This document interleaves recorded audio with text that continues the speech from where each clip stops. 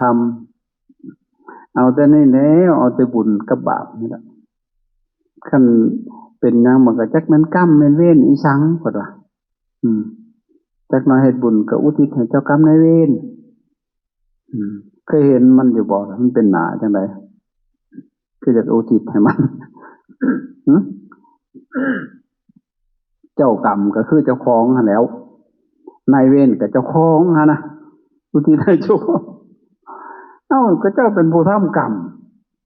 บ่แม่นคนอื่นสิมาทำให้เจ้าเด้กรรมคือการกระท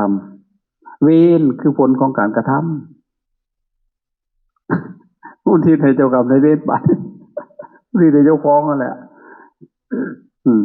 ถ้าจะทำดีเป็นกุศลกรรมเป็นบุญถ้าจะทำบ่ดีเป็นอกุศลกรรมเป็นบาปกับผลของการกระทำมาแล้วจึงเฮาเอิ้นว่า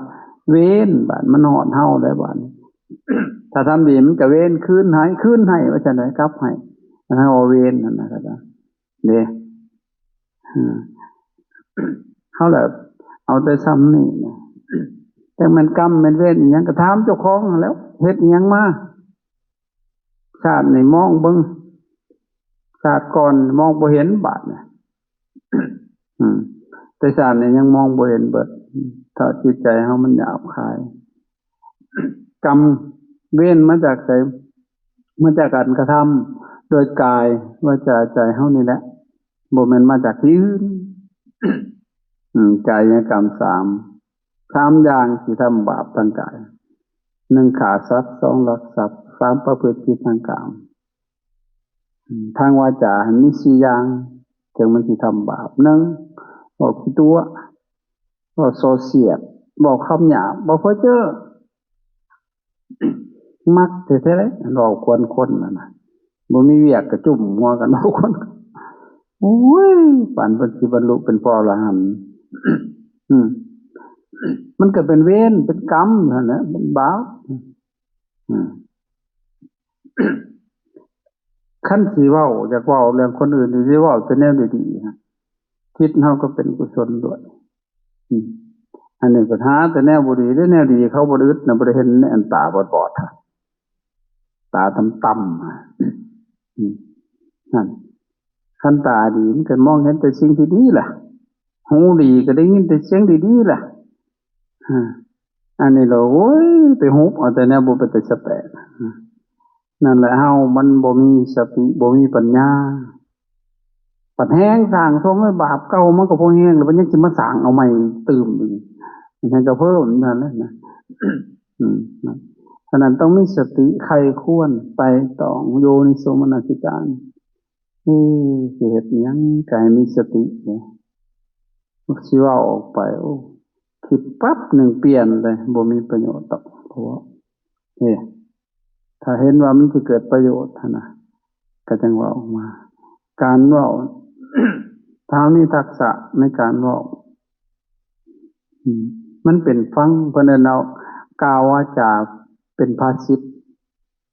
มีประโยชน์ทั้งนั้นเลยคันวาจาภาษิตนะครับแต่ว่าอันนี้บ่และสัตว์ตรงๆเลยคือสิตึกไผก็สิเครียดสิคมบ่ฮู้จักเจ้าเฮาก็บ่ใส่บ่ได้เลยนะฉะนั้นว่าอัตตาธิปไตยถือตนเป็นใหญ่เลยนะโลกาธิปไตยถือโลกเป็นใหญ่เฮาต้องมีธรรมาธิปไตยถือธรรมเป็นใหญ่เป็นกลางๆลงมันสิบ่สะทกสะเทือนลงไปมันเป็นเรื่องดีนะการที่เฮาสิไปตีเตียนคนอื่นซ้ำกันกับยืนดาบให้เขาปาดคอเฮามีแต่โทษแต่ภัยแต่ถ้าเฮาย่องคนอื่นดีต่อคนอื่นโอ้ยบ่อึดบ่ดีนำเฮาดอกนั่นเห็นบ่อันนี้โอ้ยบ่แค่เพิ่นว่าเขาบ่ให้เจ้าแค่ดอกแต่บาปมันก็บ่แค่เจ้าคือกันเข้าใจมันบ่เป็นประโยชน์คือมานี่เฮามาทำประโยชน์สิ่งใดสิเป็นประโยชน์ทำร่วมกันให้มันมีความสมัครสมานสามัคคีกันถ้าคิดว่าเฮามาทำดีนะมันจะทำให้ดีที่สุด สิ่งใดมันผิดพลาดไปก็แก้ไขเปลี่ยนแปลงใหม่บุคคลทำใช่ไหมโทษมันมีใช่มันต้องเป็นผู้ได้สดับมาฟังมากๆและศึกษาอันคันโลกเขาก็ยังไปบ่รอดนะอันถ้ำอันมันละเอียดมันปฏิไปเฮ็ดมันได้จังได้อันตัวหยาบๆยังโพงผางอยู่นะตัวละเอียดมันเห็นมันจะบอกนี่คือกบเกลื่อนไว้เราต้องกระจัดตัวหยาบๆมันไปแล้วเห็นบ่ฝ่ายเรียนเจ้าเพิ่นก็เป็นคนธรรมดาคือเฮาแต่ตนนะอย่างเช่นไอ้องคุลิมานแล้วก็โหดแล้วเราก็ขาคนมาบ่หน่อยเราก็บ่ได้โกรธดอกเราถูกยุแย่ซื่อเสือดคอคนตาย999แต่เห็นน่ะขาตายแล้วมันนับบ่อยนะเขาพอเขาตัวก็คันจักใจวิชาที่เก่งต้องเอาอันต้องฆ่าคนให้ได้100คนโอ้1,000 คนได้มาเป็นขึ้นคู่ขึ้นคายเราก็จะได้แบบเก่งเนาะขาแล้วมันลืมเนาะโอ้บ่ได้ต้องเอาหัวโปมือไว้เลยนี่มือมาห้อยเป็นพวงมาลัยจังได้ว่าคุลิมานนั่นนะครับผู้มีอันนี้มือเป็นมาลัยพอมันนึ่งศพก็ตัดเอาคอนึงมาห้อยแห่งกามากินน้ำแร่แล้วมันหล่นมันคล้องไว้นั่งผู้นึงจังสิฮอดทันบ่มีแล้วเขาหนีเบิดเลยทางใดก็ได้เห็นแต่แม่เจ้าของบ้านพาแม่นี่แหละว่าบ้านโพธิพันธ์พระพุทธเจ้าไปโพสเห็นพระพุทธเจ้าโอ้ขาสมณะโลนแล้วพระพุทธแม่เฮาถึงปล่อยซักให้รอดแล้วก็ดาบว้อยซะเลยพระเจ้าก็ย่างเฉยก็แล่นเอาเป็นเอาตายหยุดก่อนสมณะหยุดก่อนพระเจ้าเฮาหยุดแล้วหยุดจังได๋นี่ที่ตัวมุสานี่ว่าสมณะหัวโลนบ่มีศีลปดว่าเข้าไปเฮาสิมุสาเฮาหยุดแล้วเฮาหยุดจากการเบียดเบียนจากการฆ่าล่ะเจ้าหันที่ยังบ่หยุดจึงสิไล่ฟันเฮาอยู่สุดเลยบาดของเขาอ่อนได้อ่อนโยบและยอมสุดท้ายก็พระเจ้าเทศน์ก็บวชมากอะไรรับวิบากแล้วไปบิณฑบาตก็บ่จักขอนบ่จักหยังก็ดึกใส่หัวเขายิ่งมากระทุนอยู่ที่ใดก็ติ้วมาต่ำหัวเราเปิ้นมาใส่รถเขาข่มตีลุ่มตีพระพุทธเจ้าก็กันไว้สุดท้ายแล้วก็จะได้บรรลุเป็นพระอรหันต์อรหันต์ก็ยังถือเขาจะลุ่มด่าลุ่มตีวิบากมันนะแต่ยังค่ายอยู่เราตัดกรรมเวรด้วยหมักโดยคนถ้าท่านเราตกนรกมกใหม่เลยแต่ก็มารับเศษมันบาดอันซุมื้อนี่พวกเฮารับเศษมันยังบ่พอบ่อันต้นมันเฮาตกนรกมาแล้วใช่มาแล้วมันทอดกล้วยแล้วมารับเศษมันได้อันเขาเจาะเขาจิ้มเขาด่าเขาที่เนี่ยเศษมันนี่สิเอาต่ออยู่บ่พ่อจะเป็นหยังมันสิตายหรือให้มันตายแก๊กไปซะนั่นน่ะมันต้องเด็ดขาดให้คิดว่าเฮามาประพฤติธรรมนะเฮาบ่ได้มาตามใจกิเลสทุกคนฝึกตนนะครับย้อนว่ามันบ่ดีหั่นแหละจังว่าฝึกนะถ้ามันดีแล้วบ่เกิดบ่ต้องมาฝึกมันแหละฝึกมันออกได้เป็นนะแต่ทรัพย์สาวาสีก็ยังฝึกได้เฮาเป็นคนมันมีศักยภาพสูงทางสิบ่ได้นั่นแหละคิดว่าอาจารย์คิดเห็นแม่ใหญ่ตายไปจักสิกติเพิ่นสิไปทางใดแล้วพอเพิ่นก็จิตใจเพิ่นก็บ่ได้แข็งกระด้างฮู้จักศีลจักธรรมก็ฮู้แบบนั้นแหละศรัทธาที่ขาดปัญญานะแต่ก็น่าเป็นห่วงนะเพราะว่าทำบาปทำบุญปนกันบ่ว่าสิเป็นแม่ใหญ่พ่อเฒ่าป้าญาติๆ มาคิดเป็นโอ้ยเนาะเข้าบุญบ่มีบัดล้านได้บวชบัดเขารอจนจากไปบัดนะจริงๆแล้วพระอาจารย์บวชจูงคักๆเลยนะบ่แม่นบวชจูงโชบได้จูงคนจูงพ่อจูงแม่จูงบ้านจูงเมืองจูงหลากอยู่เนี่ยจริงๆแล้วคันเห็นแก่ตัวเนี่ยโอ้ยสบายมากเลยนะอันนี้อุทิศตนเลยนะเป็นประทีปไต่เงื่องทางให้ยอมเสียสละทุกอย่างนะเพื่อพุทธศาสนาพระมหาศาสนาแต่ก็บ่ได้สนใจดอกกับคนหยองกับคนนินทาแต่สิทำไปเฮามั่นใจในปฏิปทานี้ในปฏิปทาของครูบาอาจารย์สิเฮ็ดไปจนชั่วชีวิตของอาจารย์นี่แหละใครอยากศรัทธาใครอยากมาก็มาบ่มาก็บ่เป็นหยังนะถ้าสิเอาจังซี่ล่ะถ้าผู้ใดปฏิบัติได้สัมผัสสิ่งที่พระอาจารย์บอกนะเขาสิมีความสับสนดอกก็สิพยายามสืบต่อไปสิเฮ็ดไปจังซี่ล่ะถ้ายังพอเฮ็ดได้ถ้าเฮ็ดบ่ได้ก็เศร้านะอาจารย์บ่ให้ตัวเองเดือดร้อนแต่ถ้าพอเป็นไปได้จังซี่ก็สิเฮ็ดไปตลอดเอาก่อนนี่ก็อาจารย์ได้กล่าวเรื่องนึงให้ฟังมื้อสุดท้ายแต่ละปีที่มักเทศน์เรื่องมงคลละสูตรเพื่อความเป็นสิริเป็นมงคลให้แก่เฮาเนี่ยให้มันเข้าใจให้มันชัดเจนนะเฮาอย่าไปงมๆเศร้าๆอยู่น้ำหมอน้ำหมอกน้ำมนต์ไปนำเลิกหาหน้าที่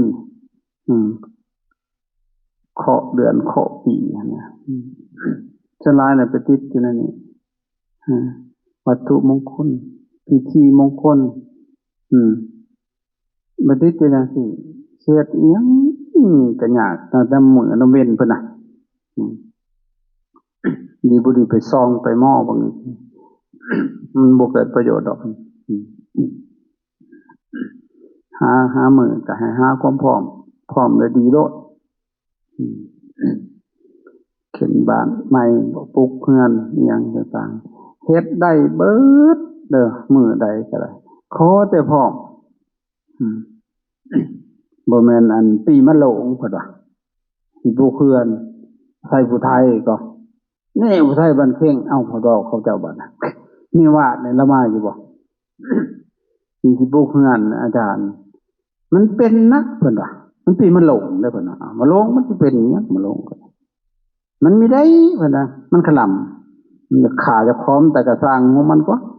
นี่ระบบเงินก็มีแล้วเราไม้ก็มีทางก็มีปลูกโลดเพิ่นว่าเพิ่นก็บ่จะปลูกญาติมันไม่ดีเพิ่นน่ะสิไปปลูกปีมะเสงพุ่นบัดก็ถามปีมะโรงเกิดบ่ก็เกิดเพิ่นน่ะให้หัวมันเกิดอีหยังก็มันสิบ่ดีปลูกงานมันบ่ดีเกิดมันแห่งบ่ดีตัวก็เลยว่ายิบมันไว้ให้มันไปเกิดปีมะเสงพุ่นซั่นก็บ่ต้องนอนนำกันบ่ต้องเอาผัวเอาเมียปีมะโรงน่ะมันบ่ดีอาตมาว่าฆ่าเฮาเพิ่นบอกว่าเพิ่นว่าไผเพิ่นน่ะฟันหัวมันบังนั่นแหละคิดงงๆนะสอนกันงงๆนะเอาคักบ่ขอด่าแล้วของแกไผแล้วเขาก็บ่ได้ว่าให้ไปผู้ใดสอนนั่นน่ะก็บ่นั่นโง่เนาะปีมะโรงปีมะเสงเพิ่นโอ้ยปีมะโรงก็เกิดคันว่าบ่ดีได้ปีมะโรงเลยห้ามนอนนำกันได้มันสิเกิดลูกเฮ็ดหยังก็บ่ต้องเฮ็ดแล้วมันบ่ดีเว้ยฮอดบ่กินฮอดข้าวพุ่นแม่นบ่มันชินก็บ่ให้เอาข้าวไปสีผัดกินสีซื่อๆมันบ่ได้เบิดได้ข้าวคันบ่กินน่ะแม่นแต่ว่าขวางตายแท้แต่ว่านั่นมันหลดคิดยังคนยังคือโง่คักแท้เนาะมันก็มองเห็นภาพเบิดแต่ละอย่างนะเพิ่นสอนไว้ข้างในนะจังว่าผู้สอนน่ะบาปแต่ผู้สอนผิดเด้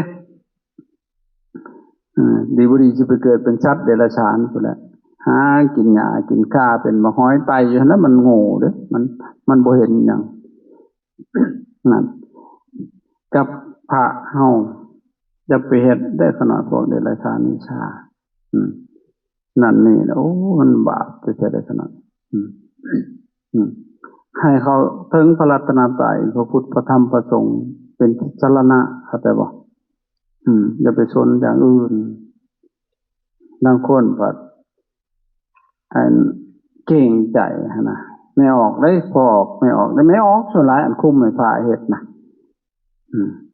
ผู้ชมแต่เพิ่นมาคุ้มข่อยอ่อนชอบก็จะเฮ็ดนะเพิ่นเออมีมือหนึ่งกันสองผู้เมียมาเสียงกันปองแปงปองแปงอืมมาแล้วดับสูตรรดน้ำสูตรเท่านั้นอามาเตรียมเทียนเป็นว่าผมสองคนเทียนหัวคาที่โอ้ยเป็นน้ำพอคนเนี่ยบ่ค่อยสบายเจ็บปวดแต่หัวว่าจังได๋แต่มาเรียเบิ่งปวดหัวเนี่ยมันมีเหตุปัจจัยมันได้นี่นะมันคิดมากก็ปวดขึ้นกันได้หัวเนี่ยก็คิดแน่แล้วจ้ะคิดจังไดล่ะก็เลยว่าโอ้ยคิดน้ำลูกน้ำเมียนี่เมียจะค้นแล้วก็เลยสองหัวบ่แตกกระบุญแล้วก็เลยว่าขึ้นเลยบาทเนี่ยเปิดประเด็นแล้วเรื่องของเรื่องกับเมียไปติดคุกผัวเพิ่นเอาเมียถาบัดได้ลูกพร้อมบัดลูกเท่านั้นก็อยากได้ลูกเท่านี้ก็จะได้เมียเท่านี้ออกมาบัดจับมาให้เมียทั้งนี้เมียเท่านั้นก็สิเอาบัดยอมมันบ่ยอมได้เมียเท่านี้บัดเพิ่นก็ห่วยมันผู้ชายมันธรรมดามันบ่ได้ธรรมดาดอกบักชายบักหญิงก็ได้บัดเจ้าก็สิเข้าข้างตัวเองคันจะให้เล่าผัวติผัวสองเจ้ากับเมียสองเอาอยู่นำกันเอามันจะทอกันก็เลยบ่แล้วเพิ่นว่าเดี๋ยวบทหัวเจ้าของพอสิเอาดีสิตัวบ่ได้ก็เลยที่นี่ฟังคันรับเงินใครก็บ่ได้ก็จะซื้ออยู่นำกันอาตมาก็ว่าอยู่นำกันให้สแตกอย่างนั้นมันบ่ถือกันก็เลยว่าผัดยังหักนี่แหละหักก็ต้องเลือกทางหนึ่งเมียก็ให้เลือกคันเจ้าไปพุ่นก็จบทางนี้คันเจ้ามาทางพี่ก็จบทางนั้นเอาสองคนบ่เอาเหรอวะแม่นความเล่านะเจ้าก็ตัดสินใจเองเจ้าก็ได้บอกว่าอาตมาก็ใส่หนักเลยพระจิมสูตรน้ำจอกๆมันที่เศร้าจังได๋ก็ได้มันคำสอนตัวน่ะถ้ามันสูตรเลยเศร้าเฮ็ดพวกนี้เสียเคราะห์จะรอน้ำเลยเศร้าคนสิไปเฮ็ดดีเฮ็ดอีหยังพระจิเสียบ่เป็นนั่นน่ะก็ไปเสียเอาตำรวจสิจับก็จะพาเสียเคราะห์ก่อนซั่นตัวมันคือสิปึกแต่อาตมาโอ้ยพระก็ได้เนาะงมๆเศร้าๆแล้วเป็นแต่อีตนนั่นก็เนี่ยออกกับไปแต่หามื้อหายามผู้นิสัยธรรมใช้กับไปได้เดี๋ยวนี้เฮาอย่าไปเฮ็ดนั่นน่ะเด้อผู้ใดเคยมาปฏิบัติอยู่ใต้สิกขาทิ่มโลดชุมนั่นเตมันกองมาเหาะโลดเชื่อการกระทำเจ้าของนี่นะเจริญภาวนาเนี่ยพิธีรีตองก็คือกันเฮาเห็นบอกอาจารย์เคยไปพิธีบ่เกี่ยงเบิดเลยแต่มาในนี่เด้ศีลก็ยังแบบเจตนาวิรัติเอาเลยคันมองอื่นหั่นโอ้มื้อเช้าก็ถือคันเวินเลยสิสิกแต่น่ะแม่นแต่ว่าลาศีลเพิ่นบ่ต้องลาดอกเจ้าข่ากบจะไปปลงศีลกับไผมันก็ไปเองมันนั่นแหละแม่นแต่ว่าบ่หาแต่ลามันลาแล้วตั้งแต่เหงือกมือขึ้นแหละเข้าใจบ่หั่นเอามื้อนี้ให้มันฮอดเฮือนแน่หั่นบ่ต้องลาก็อดสิฮอดเฮือนกว่าน่ะวิดวัดก็จะเหี่ยไปเป็นขอๆล่ะหั่นเป็นซั่นอันนี้บ่สมทานในใจเฮาเข้าใจอยู่แล้วรักษาศีล8บางคนก็ได้เฮาศีล2ศีล3ก็มีได้น่ะมันเหี่ยไปเองเด้บ่ได้ลานำไปจับไปเองข้ามล่วงสิ่งพวกนี้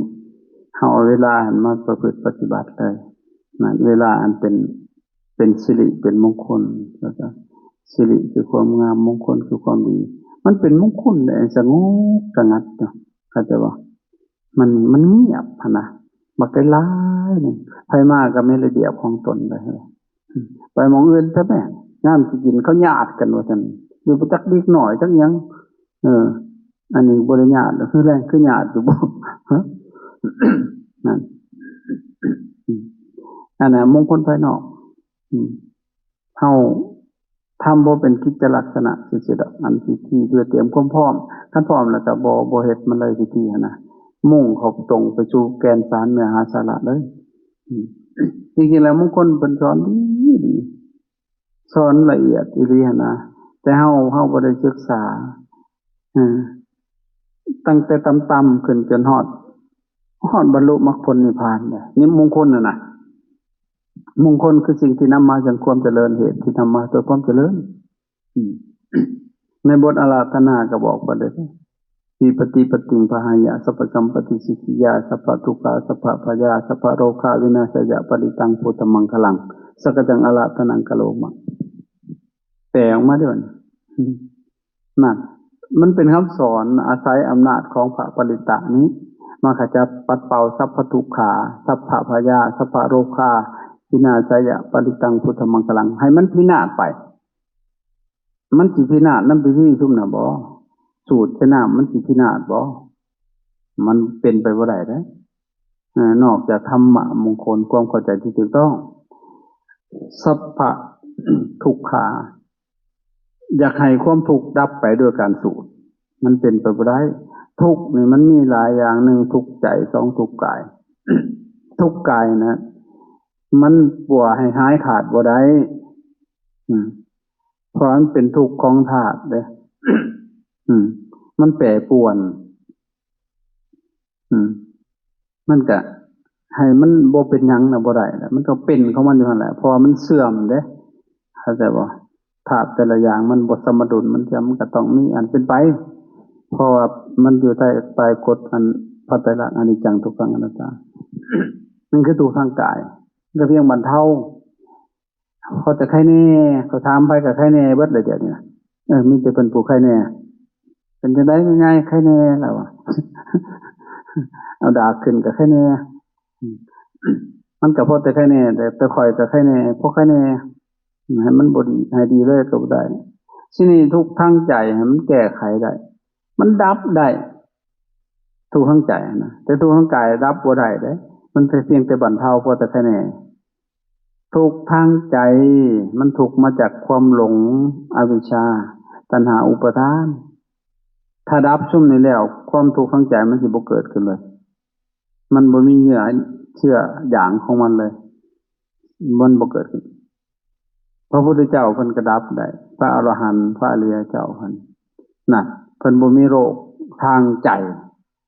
แต่พวกเฮานี่โรคทางกายโรคทางใจโรคทางกายมันก็บ่หนักหน่วงเท่าใดดอกโรคทางใจหั่นน่ะมันเสียบแทงเสียบแทงขนาดเว้ากันพิษใจน้อยเดียวนึงเสียบแทงเบิดคืนก็นอนบ่หลับร้อนหุ่มอยู่ร้อนกว่าฮอดไฟ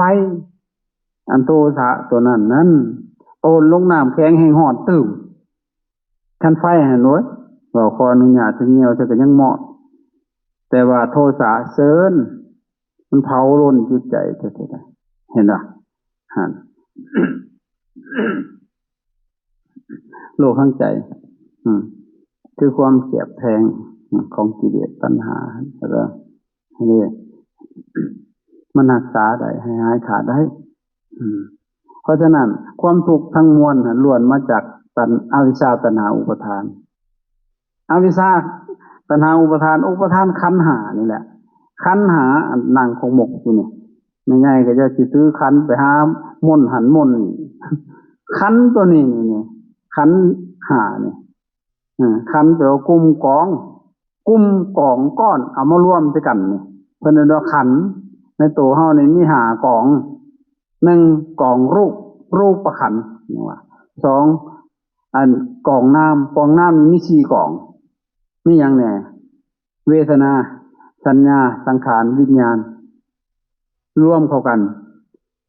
ก็เป็น5กองผู้เฒ่าโบราณว่า4กับ5มีมาประจำโลกคันกับของหมู่นี้มีแล้วก็เราหายสิบ่จึงจะหาคือกันกับของป่าหาบ่เจอสิไว้ก็คือดามดังกันหมายว่าธาตุ4ขันธ์5มันบ่สามัคคีกันนะดินก็สิไปเพราะดินน้ำก็สิไปเพราะน้ำไฟไปเพราะไฟลมไปเพราะลมจบเลยมันแยกทางกันมันเหลือแต่วิญญาณธาตุบาดนี่ มันบ่ตายเด้ตัวนี้นะมันสิไปปฏิสนธิต่อสนธิอีกต่ออีกเกิดใหม่อีกนะแต่กายนี่มันใหม่ไปเลยเผาใหม่บัดเทียมสลาย แต่จิตคือนามธรรมมันบ่ตายเนี่ยมันยังมีเหยื่อใยอยู่นั่นแหละ มันนี่แหละเพิ่นเรียนว่าขันธ์หาอุปทานขันธ์อุปทานคืออย่างไรอุปะเป็นภาษาบาลีแปลว่าเข้าไปอาธนาแปลแบกเทินแบกยึดนามันก็ทุกข์แล้วเว้ยเนาะถ้าแบกไม้แบกสิ่งของมันก็ยังบริทุกข์ได้นักถิ่มแต่ว่ายึดถือทั้งใจนะโอ้ยเป็นไฟเผาเลยเด้เข้าใจบ่นั่นแหละเป็นจริงว่าอุปทานขันธ์ห้าเป็นตัวทุกข์สูตรเห็นยังอย่างมื้อเช้าเปล่ามาแล้วพอรูปังอนัตตาพอรูปบ่แม่นตัวตนพอบ่แม่นได้กูนี่ป่ะเวทนาอนัตตาเวทนาบ่แม่นตัวตนสัญญาสังขารวิญญาณบ่แม่นตัวตนรูปังอนิจจังพอว่ารูปบ่เที่ยงพอว่าถ้าจะให้มันอยู่คือเก่ามันสิอยู่แต่ก็ยังว่ามันบ่เที่ยงมื้อเช้าคือนั่งม่วนได้มื้อนี้คือทุกข์แน่มันบ่เที่ยงก็ยังว่าตามเห็นที่อนิจจานุปัสสีความบ่เที่ยงตามเห็นความบ่เที่ยงอยู่เป็นประจำหันจะเข้าหันจะออกดังนี้นี่ที่แหละบัดอันนี้ว่าโอ้คือเป็นจังซี่ว่าเป็นน้ำอันนั้นอันนี้มันเป็นน้ำเจ้าของขาดสติเข้าใจบ่บ่ต้องไปโทษสิ่งนั้นสิ่งนี้สติดีบ่เป็นยัดใส่หูดังแล้วจอดเห็นเนาะคันตัวนี้บ่แม่นคันทั้งอื่นกลุ่มกองตัวนี้ทีนี้ต่อมาอีกสัพพะพยาแปลว่าภัยกลัวย่านอยากให้มันพินาศไปโดยอำนาจพระปริตะนะมันคือพินาศแต่ว่าพยาแปลว่าภัยกลัวย่านคนที่ย่านกลัวนะคนมีความผิดส่วนหลายเลยมีความผิดเลยสิย่านโดยในใจนะคันบ่มีความผิดน่ะบ่ย่านบ่สะทกสะท้านเลยคอยบ่ได้ย่านอีจังได๋จักสิย่านแนวบ่ได้ผิดหยังไปทางใดก็อย่างไปสู่สุคติโลดคอยไปไสก็ได้สู้ดีงามง่ายสะดวกสบายคติไปดิบ่มีหม่องย่านกลางค่ำก็ขึ้นหยังก็แล้วแต่กลางคืนก็คือกลางเว้นก็คือกลางคืนต่างแต่มันบ่เห็นหุงซื่อกลางคืนคือเก่ามันแหละอันใดก็อยู่หม่องเก่านั่นน่ะต้องอาศัยคนขาดศีลแห่งก็กลัวอย่างเช่นผัวกับเมียนี่ผัวไปนอกใจเมียนี่เมียฝันสิก็ตกใจได้น่ะย่านฝันทั้งเพิ่นพฤติกรรมบ่ดีเพิ่นนั่นเด้เขาฝันป้องนั่นนึงเสียวแล้วเว้ยเห็นบ่นั่นมันมีความกลัวกับเพิ่นตัวเขาย่านเขาฮู้กลัวเห็นบ่ต่อมาสัพพะโรคะไปเสียบแทงสิ่งที่มาเสียบแทงใจน่ะคือกิเลสนั่นให้มันพินาศหายไปโอ้มันต้องเห็นอริยสัจพูดแล้วเว้ยปฏิบัติฮอดพูดแล้วกรรมสิมาสูตรจนเฮ้ยถึงจักแสนศาสตร์มันก็บ่พ้นเด้อนะอันนี้คือบทอาราธนาพระปริตะอย่างคู่กับสูตรว่าซั่นเนี่ยสูตรก็บ่เป็นหยังนั่งฟังก็เป็นบุญอยู่บ่ฮู้เรื่องเข้าใจบ่แต่จิตใจมันก็ฟังตั้งมันเป็นสมาธิได้นี่แต่ถ้าสิให้ชัดเจนน่ะต้องแปลออกมาทุกข้อเลยแล้วก็ปฏิบัติไปได้3ข้อกับได้มงคล3ได้4ก็ที่ตามนั้นมันก็เจริญเพราะว่าเหตุที่นำมาเพื่อความเจริญหรือมงคลนะคำสอนล้วนๆพระเจ้าเทศน์ไว้อยู่วัดเชตวัน19พรรษาได้เมืองสวัสดีวัดเชตวันหั่นมีปรากฏอยู่ในคุตกะนิกายคุตกะปัฏฐพระไตรปิฎกเล่มที่25ข้อที่5หน้าที่3ท่านเทศน์ไว้ละเอียดเลยมงคลละสุดตั้ง19พรรษาหั่นน่ะตั้งแต่ต่ำขึ้นหาสูงจนฮอดบรรลุมรรคผลนิพพานที่เริ่มต้นเสวนาจะพระละนังปณิตานันจะเสวนาปูชะจะปูชนียนังเอตมังคารมุตตมังปฏิรูปฏิสวโสปุเพจกตะปุญญตาอัตตสัมมาปณิทิจะเอตมังคารมุตตมัง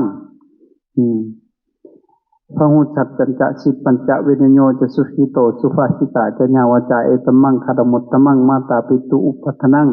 เป็นต้นทั้งเบิด38มงคลเป็นคำสอนล้วนเลยเอาแต่ต้น อาเสวนาจะพาระนั่งกันบ่เขาอยู่ไก่เป็นหมู่ของคนพาลศาสตร์ที่แนวบ่ดีให้ดีสีไกเว้นปันดิตานั่นจะเสวนานั้นสัตว์ที่มีตาเสือปันดิโตตอนนักปราชญ์ผู้สละท้องหูเอาเกลือความสหายปูชาจากปูชาที่ยนั่งคนดีนั่นคนบูชาเป็นแบบยางตำลังผู้จังสันนี่จะได้บอนเสียปฏิรูปประเทศสวโสอยู่ในเขตประเทศที่สมบูรณ์ทั้งบุคคลสิ่งของล้วนแต่แนวดีพร้อมผู้เพกตปุญญาตานันบุญค้นสางบารมีพร้อมพำทำแต่ดีแก่ใจไผ่บ่ย่องกระชังเขาอัตตสัมมาปณิทิจะตั้งตนไว้มันเพียงในความดีบ่มีใจเอ็นเอียงวันไว้ไปทางหายคนที่ดีทางขายทางเมืองกับบ่เมียงมีจะตั้งเพียงไว้บ่ไล่ถิ่นส่วนดีพระหูสัจจันจักนั่นได้เฮียนทำมาหลายได้สดับรับฟังใจใจอยู่เรื่อยๆสิบปัญญาพร้อมมีศีลปราสาทมีวิชาชีพครบถ้วนสำนั่นพร้อมสู่พายวินัยโยจะสุสิกตัวนั้นเพิ่นบอกว่าวินัยดีได้ฝึกฝนอบรมระเบียบงามม่อนพร้อมสุภาษิตาจะญาวาจาความกันบอกในธรรมอลัมขาเป็นของฝากไตห่มฝากเอามาตอนชนีมาตาทิตูอุปัฏนังปุตตถาลัสสะสังคโหอนาคุลาจักกัมมันตามาตาทิตูอุปัฏนังบรบัดเลี้ยงพ่อแม่ของเฮาอย่าได้ทำในขวงให้เป็นเครื่องขมอนอย่าได้ว่าจะตามสองเขือนำตะลังบาปต่อฝ่าเว้นนั่นต่อเป็นดินปุตตะราชสังโฆมีลูกเต่าแห่แต่ทางที่ดีอย่าได้ฝึกเอาใจใจต่อไปนั่นสิยามตามแต่ใจเรื่องเหลื่อยไพ่รุ่นสิสอนอยากบอกบ่ได้เมื่อนาสิบอดีถ้าราชสังโฆนั้นบุตตาราชสังโฆอนาคุลาจักกัมมันตาการงานกลางอาคูนบ่แล้วถั่วของมันพ่อสิแล้วอย่าทำให้ยากมือ ถ้านั่นจะธรรมจาริยาจะญาตกานั่นจะสังโฆถ้านั่งนั่นให้จะแต่งเป็นท่านเพื่อฝึกหัดจิตใจปล่อยว่างอยู่เรื่อยๆธรรมจาริยานั่นจะไล่ละเว้นของธรรมพระเจ้ากล่าวทุกคำเสาให้เฮียนหูเฮ็ดถ้ำทุกคำเสาให้ตั้งอยู่ในถ้ำสุจริตจิตตรงตัวชีวังเมียนญาตกะนั่นจะสังเขานั่นอย่าพากันขี่ทีพุ่นกะผีผีกระหน่องปองดองหักแกนตึงย่ำทุกเนี่ยแกนเพี้ยนส่วนเพื่อกัน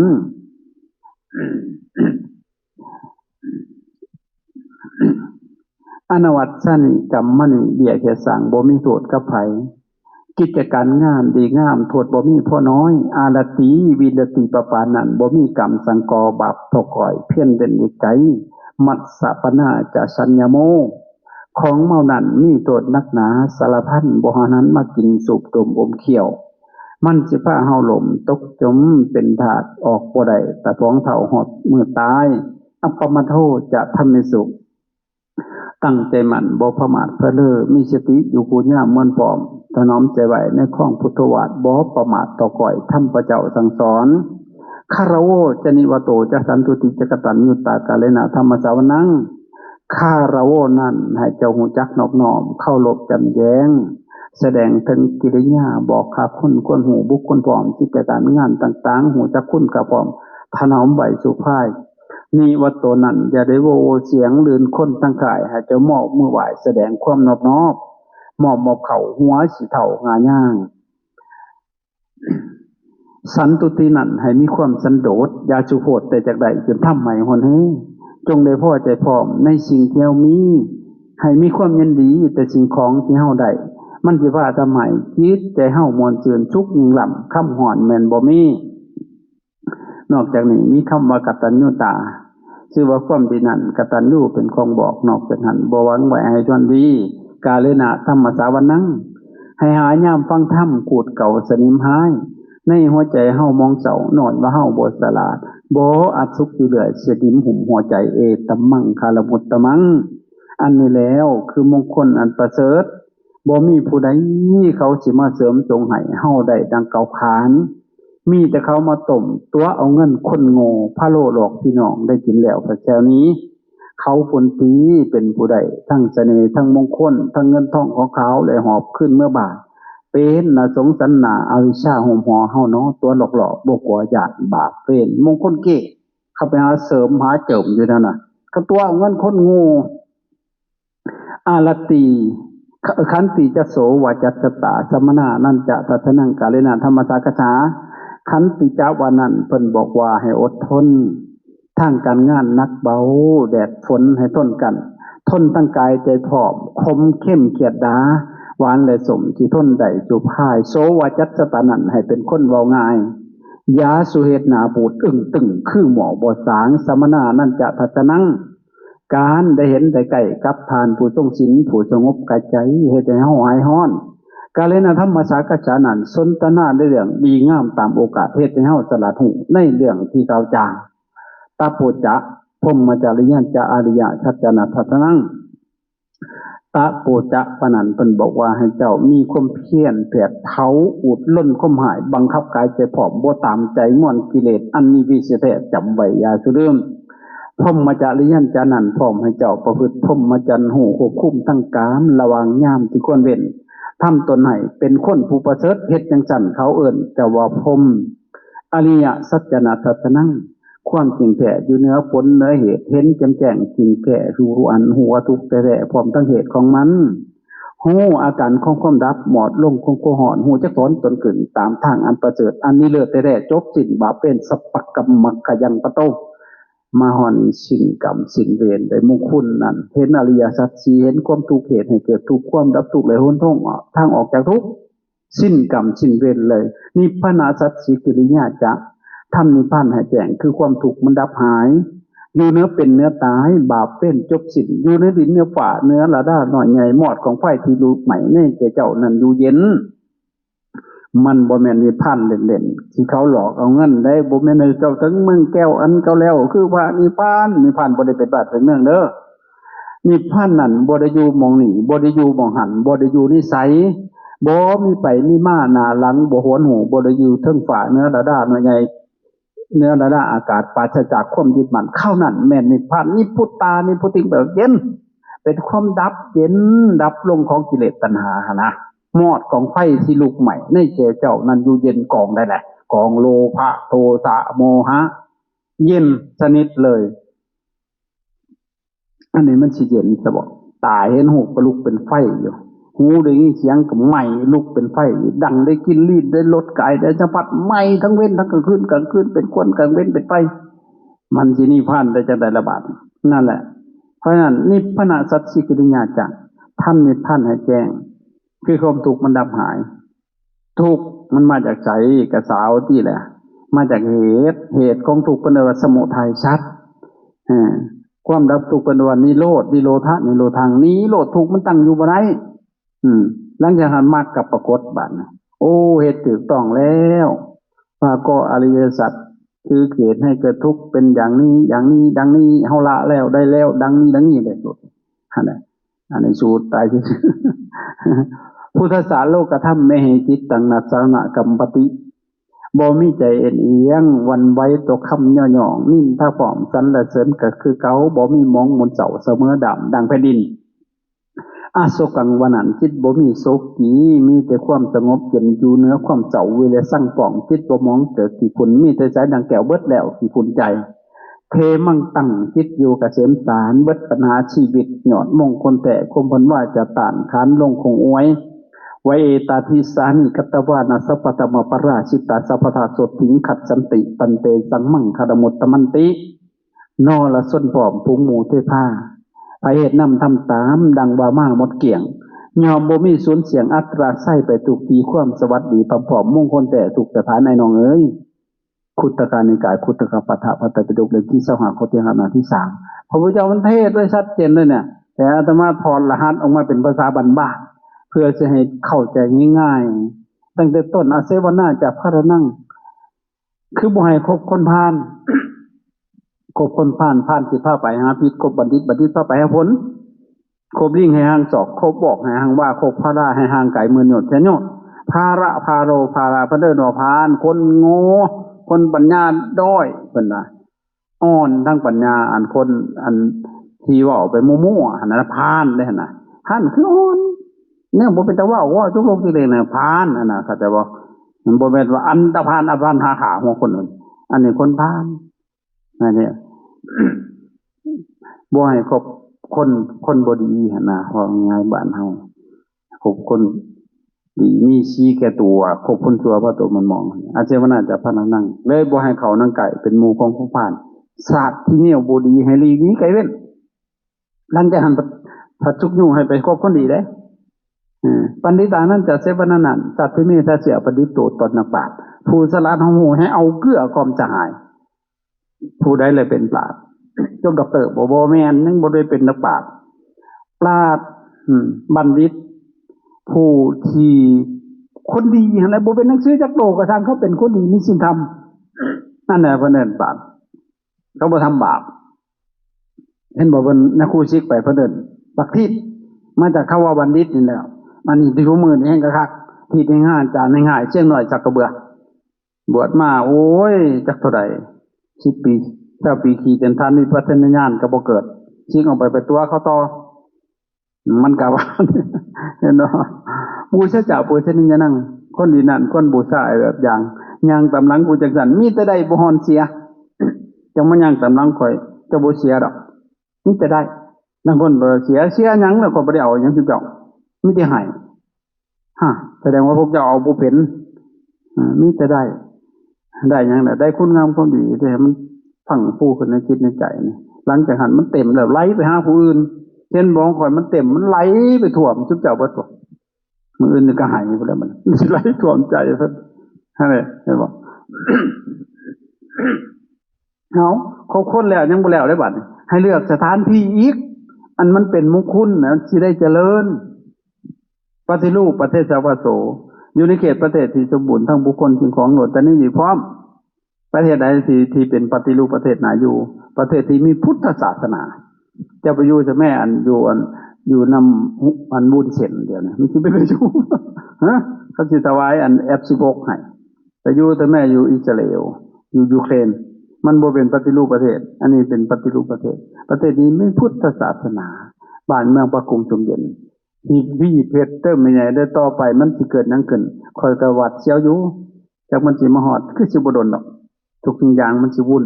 โลกของเฮานี่นะจังว่ามันที่เลขเอามันเสี่ยงจะละเกินทุกสิ่งอย่างมันบ่ปลอดภัยถ้าเฮาบ่เข้าถึงอริยบุคคลเฮาบ่ปลอดภัยดอกเชิญเราไปอยู่ในถ้ำในหูได้ก็ได้มันปลอดภัยอยู่ที่จิตสิจิตทำลายกิเลสได้นะ3อย่างปลอดภัยตัวใดได้3อย่างสักกายทิฏฐิวิจิกิจฉาศีลปัตตปรมาสผู้ใดละได้ตัวนี้ปลอดภัยเลยเกิดบ่เกิดเจ็ดชาติถ้าประมาทถ้าบ่ประมาทก็ชาติต่อไปก็บรรลุเป็นพระอรหันต์ถ้าชราไปน้อยนึงก็เกิด3ชาติบ่มีชาติที่4แต่ถ้าประมาทสุดขี้ข้านกินแล้วนอนพุ่งเกี้ยวเหย่าๆอยู่บ่เกิดเจ็ดชาตินั่นเห็นบ่พอยังตัดกระแสแล้ววงจรมันปิดตัดแล้วเพิ่นละสักกายทิฏฐิสักกายทิฏฐิคือหยังล่ะความเห็นว่าเป็นตัวเป็นตนเป็นสัตว์บุคคลตัวตนเขานี่เฮาฮู้ว่าเฮายังเป็นจังซี่อยู่ยังเป็นตัวกูของกูอยู่นี่นะเฮาฮู้ตัวบ่ได้ตัวเองบ่ได้ถ้าเฮาละได้เฮาฮู้โลดว่ามันบ่มีแล้วในหัวเขามองเฮานะมันเป็นธาตุแล้วมันเป็นธาตุทั้งนั้นเลยนะเป็นจักว่าธาตุนั่นนะนี่สักกายทิฏฐิแล้วนะต่อมาวิจิกิจฉาความสงสัยลังเลสงสัยในมรรคในผลนิพพานโลกนี้โลกหน้าขอวัดบ่มีเลยนั่นน่ะ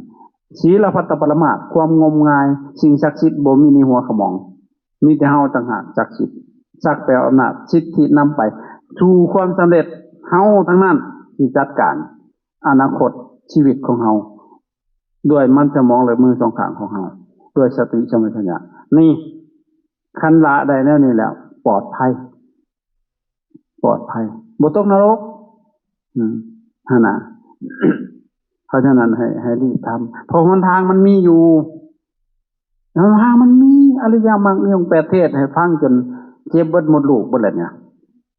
ยังสิบ่เข้าอยู่บ่เฮ็ดผู้ใดเฮ็ดตามกำลังของตนเฮ็ดให้มันถึกนะค่อยบอกว่าพวกเจ้าอย่าปาลมเบิ่งอยู่หั่นก็อยู่กับมันนั่นแหละมันสิเฮ็ดหยังก็ยาหัวมันบ่ได้สนน้ำหัวอีหยังอยู่แต่กับลมหายใจเนี่ยจนมันติดกันจนกลายเป็นอานาปานสติสัญญาบ่สนมันหามันสิไปทางอื่นได้ ใครก็อยู่อืมต้องเฮ็ดจังซั่นได้สิขี้ข้านแต่บ่หันใจไผในขี้ข้านสิบอกให้เช่าเบิ่งซ้อมเบิ่งมันซื่อๆนะบ่ได้จ้างค่าเบิ่งตัวลมซื่อๆเนาะมันบ่ไปเติมลมรถยังได้เสียเงินลมเจ้าของนี่เติมเขาเติมหมอกนี่น่ะเบิ่งมันน่ะสิคือสิปึกแต่เนาะนั่นเลือกสถานที่อยู่ที่ปลอดภัยปฏิรูปประเทศปุเพกตปุญญาตานั้นบนขั้นสั่งบารมีความทำดีใจไว้บ่ย่องกับสังเขาเป็นมงคลได้หั่นน่ะการที่เฮาได้สร้างสมคุณงามความดีไว้เมื่อก่อนแล้วนี่นะมันกำลังสิกลายเป็นอดีตไปเลยณขณะนี้น่ะเฮาทำมงคลไว้แล้วบางคนเฮ็ดหยังก็จะขอพรสิขอให้หยังเจ้าของเป็นผู้เฮ็ดเองเจ้าของให้ทานนั้นเป็นพรได้หั่นน่ะเจ้าของทานศีลก็เป็นพรมาจากคำว่าวระวรังแปลว่าประเสริฐทำจริงที่ประเสริฐแล้วบ่ต้องขอไปดอกเขาจะว่าสาธุดีแล้วหั่นน่ะนี่เฮาเฮ็ดเฮาบ่เข้าใจมันก็เลยยุ่งไปเลยนะครับนั่นแหละการที่ได้ทำบุญไว้ในเมื่อก่อนเป็นมงคลได้เฮ็ดให้ชีวิตเจริญหาหยังก็ง่ายคิดหยังก็ได้เด้บางคนทำไปเลยไปจะลองบ่ทำไปบางแหน่คิดจนตายก็บ่มาดอกสิ่งพวกนั้นหั่นมันเป็นอย่างนั้นเพราะนั้นสร้างไว้ท่านมีศรัทธาพอนะอันนี้เฮาศรัทธามันบ่ร้อยเมตรบ่ได้เด้ทุกสิ่งอย่างที่เฮาทำไปโดยจิตเจตนาแล้วเด้อมันเป็นกรรมบุญกรรมทั้งนั้นเลยเจตนาดีจะเป็นบุญเจตนาบ่ดีจะเป็นบาปเข้าใจบ่เจตนาหังภิกขเวกัมมังวสามิเจตนานั่นแหละคือกรรมให้สร้างไว้อัตตสัมมาปณิทิจะตั้งตนไว้มั่นเที่ยงในความดีบ่มีใจเอียงวันไว้ไปทั้งหายคนที่ทั้งขายทั้งเมืองก็อย่าเงียงมีแต่ตั้งเสียงไว้บ่ได้ถิ่มชวนดีเฮ็ดดีแล้วไผสิงั้นก็ตามสร้างทำดีแล้วยันเหนี่ยวก็สั่งเขาฟังรักหมันลมสิติสักหน่อยหาสิตอดจังเงี้ยน่ะสังวรมอย่าไปแค่บางคนน่ะเขาสิบ่เว้าบ่เพิ่นเอาตัวเองเฮ็ดดีบ่ย่านเขาเว้ามันจะไปกินเหล้านำเขาอันเขาว่ากินน่ะมึงดูความคิดแนวใดน่ะเฮ็ดดีๆพระจันทร์ไทบาทไทเมืองว่าทั้งที่ของเจ้าของเฮ็ดบุญเฮ็ดหยังก็แล้วแต่อย่าไปแค่คนเฮาดีบ่แม่นเพราะคนอื่นย้องเฮาชั่วบ่แม่นเพราะคนอื่นติเฮาชั่วโดยการกระทำของเฮาดีโดยการกระทำของเฮา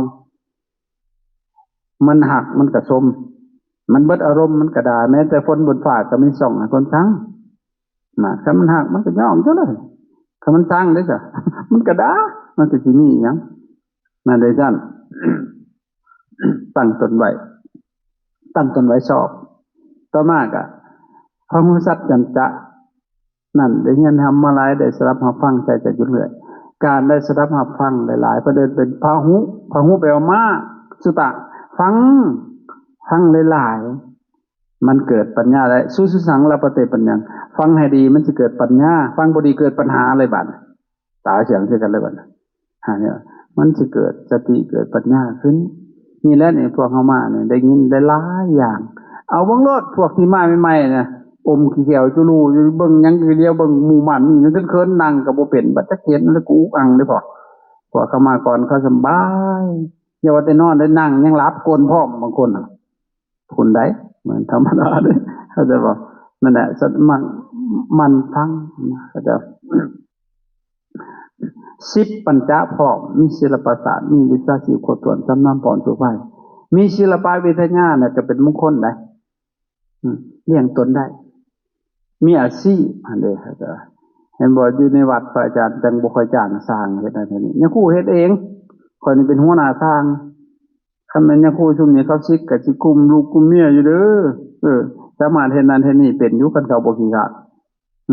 เฮ็ดห้องน้ำก็บ่เฮ็ดเป็นบ่ได้จ้างสร้างนั่นเก่งฝึกเอาแต่ว่าอยู่นำอาตมานี่ลูกศิษย์แต่ละคนมีผู้เดียวได้ทุกอย่างนำอาจารย์หลานเจ้าของบอกสอนบ่ได้เป็นหยังมาทำอิฐนะ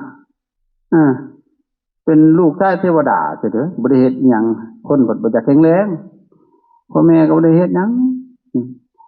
มานำอาตมาแต่มึงสิเอาทรัพย์ภายในหรือภายนอกเอาทรัพย์ภายในมึงเฮ็ดนี่กูสิให้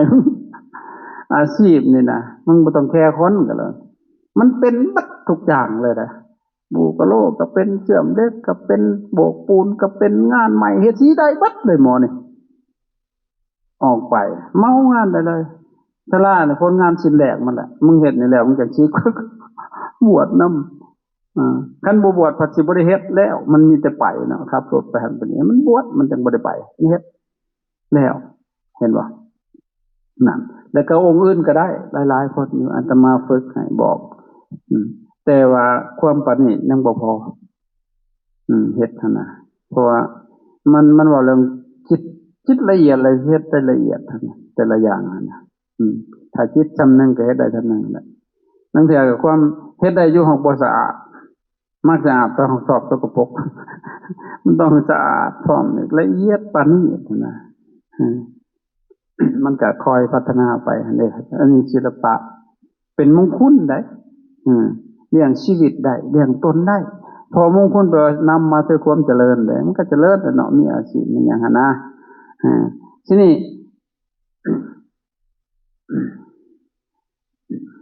จุบแม่นก็ลืมเด้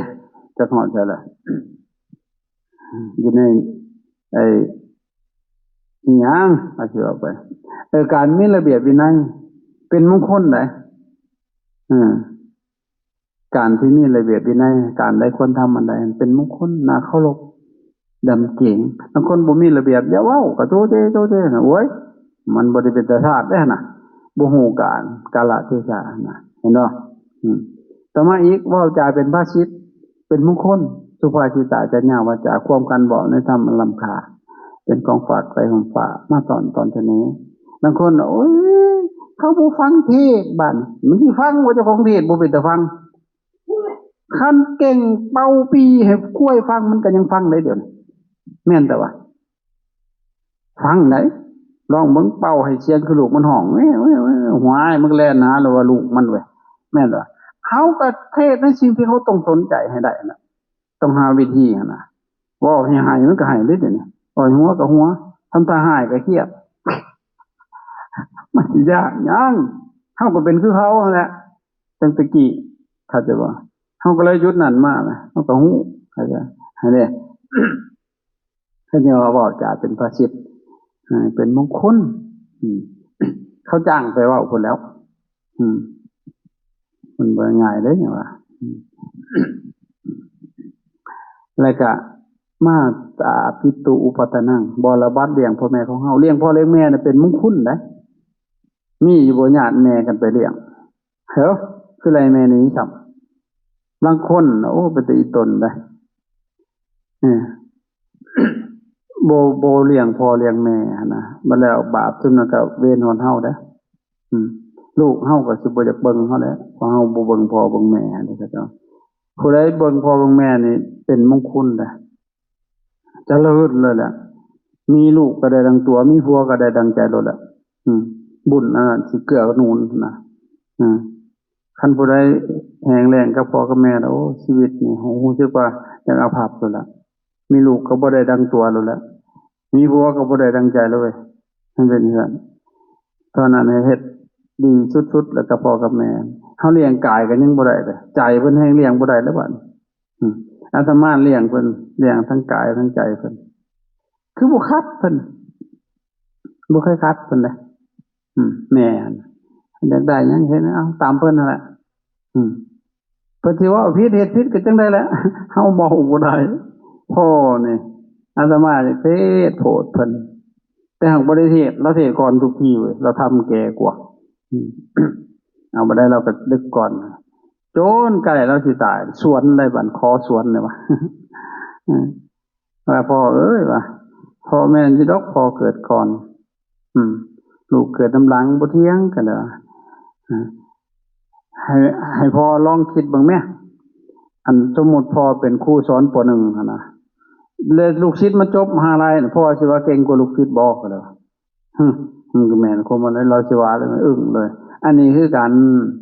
พ่อก็บ่ได้ศึกษาบ่ได้บวชสับอาบน้ำร้อนก่อนไปสิเที่ยงเจ้าเกิดก่อนก็เลยว่าแต่ธรรมะตัวนึงเจ้าก็บ่ได้ฮู้ถ้าสิเปรียบกันหั่นนะธรรมะระหว่างลูกกับพ่อนี่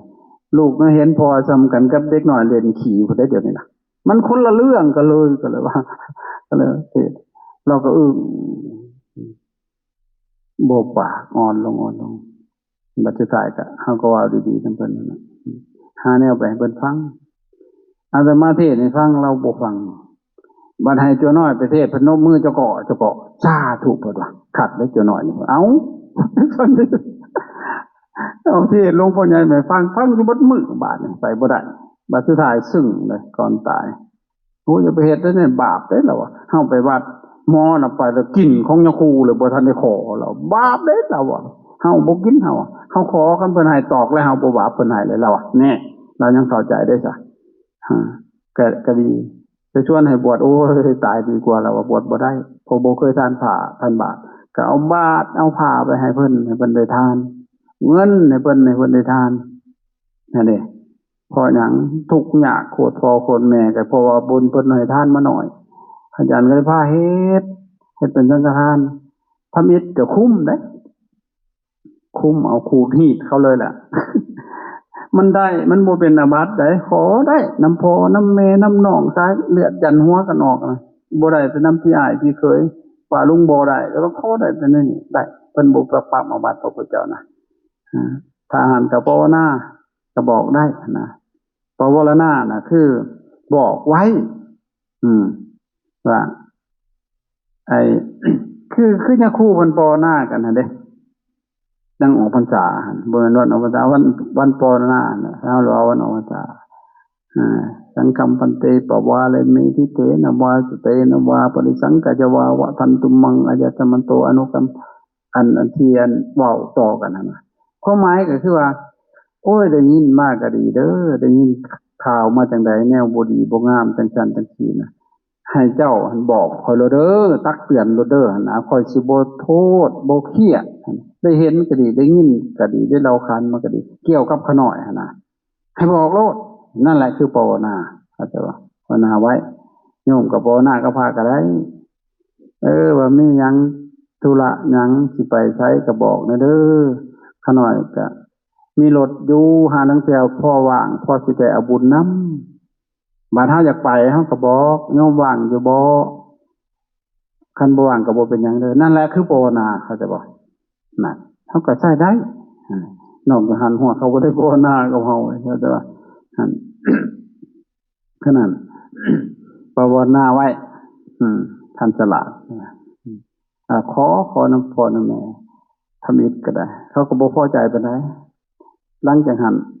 เขาเอาเงินให้เขาไปซื้อต่อมาเขาเข้าใจเขาเฮ็ดเองกุ้มเขาเองเลยนี่เป็นอุปนิสัยตั้งไว้เลย ทุกวันสงกรานต์แต่ละปีวันที่10 เมษายนอาตมาบ่รับงานพอสิเมื่อฉันภัตตาหารอยู่บ้านเอาพระภิกษุลงเบิดวัดให้พ่อแม่ได้ทำบุญเฮาเอาให้เพิ่นก็เก็บไว้ทำไปซื้อหยังทำบัดสุดท้ายก็เอามาให้ครูเบิดแม่อาจารย์ดีสาธุเอาให้เพิ่นแค่นี้แค่น้อยมันเก็บไว้เราบ่ได้ซื้อลูกหลานเอาให้เก็บไว้บัดฮอดมื้อทำบุญแล้วก็เฮ็ดสังฆทานไปซื้ออาหารนี่เห็นบ่มันก็เป็นบุญเราเด้เฮาให้เราแหละก็เป็นบุญของเราขอยั่วเขาเด้เขาเฮ็ดสังฆทานมันมีอานิสงส์มากได้เข้าใจบ่เขาจะถือเป็นเล่นได้เฮ็ดโดยใจนะอาจารย์ได้ว่าเอ้าบ่ได้หยังก็ได้ซ้ำนี่ปีละครั้งก็ดีใจสิพาไปหนองเฮ็ดนะเฮาดีก็สิไปเฮ็ดแบบเฮาเฮ็ดบุญบ้านๆเฮาจะบ่จะไปหากองบอกของบุญโอยอยแยะพระ3 องค์ครึ่ง2 องค์ครึ่งกินเหล้าเมายาเฮ้ยสิเฮ็ดบุญนั่นน่ะข่อยบ่เอานำแล้วมีบุญนั่นเนี่ยก็เฮ็ดนี่นะหามาเลี้ยงเกลือกันสบายแล้วก็นั่นน่ะนั่นน่ะอนุเคราะห์เพิ่นเลี้ยงพ่อเลี้ยงแม่เลี้ยงใจเพิ่นเทศให้เพิ่นฟังอะไรมันดีมันงามนะถ้าเพิ่นนั่งสมาธิพร้อมแต่ก่อนเรานั่งได้แม่อาจารย์นั่ง6 ชั่วโมงพุ่นนั่งสบายเป็นจังได๋แม่ทั้งเทื่อก็เจ็บอยู่แล้วทั้งเทื่อก็เศร้าก็คือมันลอยเป็นน้ำอากาศแล้วเห็นบ่เรานั่งก็เป็นแม่อาตมาป้องสิได้เห็นว่านั่นบ่ได้เข้าหนังสือของอ่านได้เบิดน่ะเขาว่าได้แนวอาจารย์บะพอเกิดน้ำดังเพิ่นค่อยเลยได้แนวเพิ่นก็เลยเราอ่านหนังสือเป็นเฉยเอาสูตรนี้เนี่ยครูบ้านในวัดอาจารย์นี่แหละไฟดับเชียงแม่อาตมายังหย่องนี้ครูตายเลยบุดเบิดเลยช็อกเบิดเลยบัดนี้หาไฟฉายเยือง เราประจูดได้เราได้กับปากเลยเนี่ยเราได้เบิดได้เห็นสูตรหันสูตรนี้หันเห็นนะนี่คือว่าโพดเพิ่นเดี๋ยวนี้มาบ่ได้แล้วจะเรเมตตาให้เรานักกระตนกระโตอ่าบ้านนี้บุตรท่าราชสังโฆมีลูกเต่าให้แอบแต่ทั้งทีอย่าไปฝึกเอาใจต่อไปมันสิหยามตามตัวใจเรื่องแบบไพ่รุ่นที่สอนยากบอกบ่ได้เมื่อหน้าสิบ่ดีพวกเฮานี่ตามใจลูกตามใจแต่น้อยๆพุ่นแต่อกแต่อ่อนพุ่นบ่ใหญ่มากแล้วก็ยากแล้วได้คืบเสียวศอกได้ศอกเสียวว่านะ ปกติเฮาฮัดให้มันยืนโดยลำแข้งของมันอันนี้โอ้ยหักหลายปล่อยบางคนบ่ได้สอนเฮาลูกเท่เลยปล่อยไปโอ้มันก็แล้วซาดแล้วเขาบ่ฮู้สิเริ่มต้นจังได๋เฮ็ดจังได๋นะเสียงมันดีได้จังได๋ล่ะพ่อแม่ก็บ่ได้สั่งได้สอนจักบางคนก็ปกติเฮาต้องสอนลูกเฮาเนาะเบ่งออกมาปานนี้หั่นน่ะจะให้มันไปในทิศทางใดเฮาต้องสอนแหละแม่อาตมาเฮาตีหัวโลดได้อยู่ยักบ่ได้เด้เฒ่านี่เสฟาดเฮาบ่เครียดแม่ตีนะบ่เครียดสักตีเฮ็ดผิดมาแล้วก็ตีหั่นน่ะเราอยากให้ดีหั่นน่ะเพราะนั้นสอนเขาในทางที่มันดีเฮ็ดนั่นเฮ็ดนี่คันเฮาตามแต่น้อยแล้วบัดใหญ่มาสอนบ่ได้จังได๋คนโบราณสอนคักกระดอกอนาคุลาจะกรรมมันตาการงานสร้างกรุงบริตัวคงมาพอสิแล้วจะทำหายจากมึงทำงานบ่ข้างข้านเป็นมงคลก็เฮ็ดสมปูนไว้จนเลิกมันบ่พอมันบ่แล้วก็เฮ็ดนั่นแหละเฮ็ดจนแล้วเห็นบ่คันเอาติดนิสัยได้เฮ็ดตำแหน่งแล้วปาถิ่มเป็นจังซั่นละห่างอยู่หั่นแหละบ่เป็นมงคลแม่นบ่เอาอันนี้คือมงคลเนาะเมื่อยล่ะพอไปมากเลยรู้สึกว่ามันเจ็บหมดลูกใส่เสียงหลายแล้วเมื่อยละบ่ขอล้ำไปละถ้ามงคลสูตรนี่นะถ้าสิเทศให้ละเอียดนะ3ข้อนะชั่วโมงนึงบ้านนี่38ข้อไรเอาเบิดขึ้นเท่าแท้สิเทศให้ละเอียดได้นี่มาตาปิตุอุปทานังพุทธะราชาสังฆโหนี่ชั่วโมงนึงอย่างไวสุดถ้าจะอธิบายให้มันทุกซอกทุกมุมนะก็ต่อแต่อันนี้ค่อยแปลลุกๆให้ทุกเจ้าฟังซื่อๆมันลากเกินไปนะตั้งแต่การคบค้นการหาสถานที่อยู่การมีศิลปะวิทยาและก็การเลี้ยงดูพ่อแม่อนุเคราะห์ลูกการทำงานบ่ของข้างค่าตั้งตนไว้ชอบการมีให้ทานเป็นมงคลการประพฤติธรรมเป็นมงคลการอนุเคราะห์สงเคราะห์ญาติเป็นมงคลการทำงานบ่มีโทษเป็นมงคลการบ่ฆ่าสัตว์ตัดชีวิตเป็นมงคลการบ่ดื่มน้ำเมาเป็นมงคลการอย่างอีก บ่ประมาทในธรรมทั้งหลายก็เป็นมงคลเห็นบ่ความอดทนนี่ก็เป็นมงคลแต่ความเป็นผู้ว่าง่ายนี่ก็เป็นมงคลเห็นบ่แล้วก็การอย่างได้เห็นสมณะเป็นมงคลการได้ฟังธรรมเป็นมงคลเห็นบ่การสันโดษก็เป็นมงคลต่อมาอีกมีความอดทนขันติจะจบเป็นมงคลการเป็นพ้นว่าง่ายเป็นมงคลในการที่ได้สนทนาธรรมเป็นมงคล